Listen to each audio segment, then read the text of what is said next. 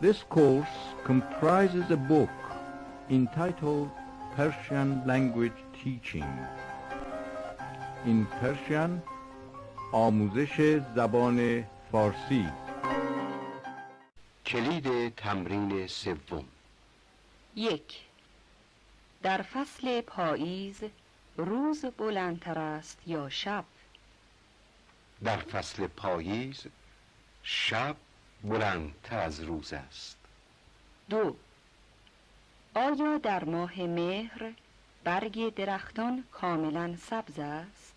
خیر، در ماه مهر برگ درختان بعضی زرد، برخی نارنجی و بعضی دیگر قرمز می شوند. 3. در چه ماهی مدرسه ها شروع به کار می کنند؟ مدرسه ها در ماه مهر آغاز به کار می کنند. 4. معنی آسمان آبی چیست؟ آسمان آبی یعنی رنگ آسمان مثل رنگ آب آبی است. 5. در چه ماهی باغبان ها میوه ها را می چینند؟ باغبان ها در ماه مهر میوه ها را می چینند. 6. آیا در فصل خزان گل کمیاب است؟ خیر، در فصل خزان گلهایی مانند گل مریم و گل داوودی فراوان است. 7. چطور میفهمیم که پاییز آمده است؟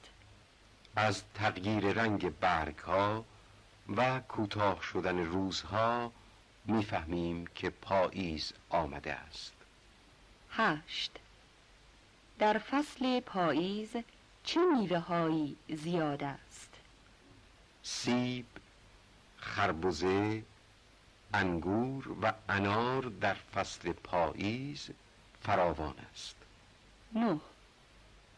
در ماه مهر آیا ابر در آسمان فراوان است یا کم؟ در ماه مهر گاهی لکه های ابر در آسمان دیده می شود. در ماه مهر ابر در آسمان کم است. 10. در نخستین ماه خزان آیا باران زیاد می بارد؟ خیر، در ماه مهر گاهی چند قطره باران می بارد.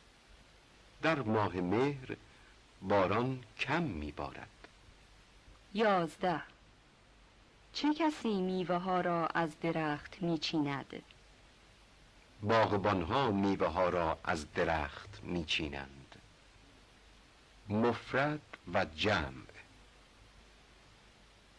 پدر، پدران، معلم، معلمان، دانش آموز، دانش آموزان، بزرگ، بزرگان، باغبان، باغبانان، درخت، درختان، گوسفند، گوسفندان، مورچه، مورچگان، بزرگ. بزرگان. عدد ترتیبی. اول، اولین، اولی. نخست، نخستین، پنجم، پنجمین، پنجمی. 74، 74مین، 74می. آخر، آخرین، آخری. چندم، چندمین، چندمی.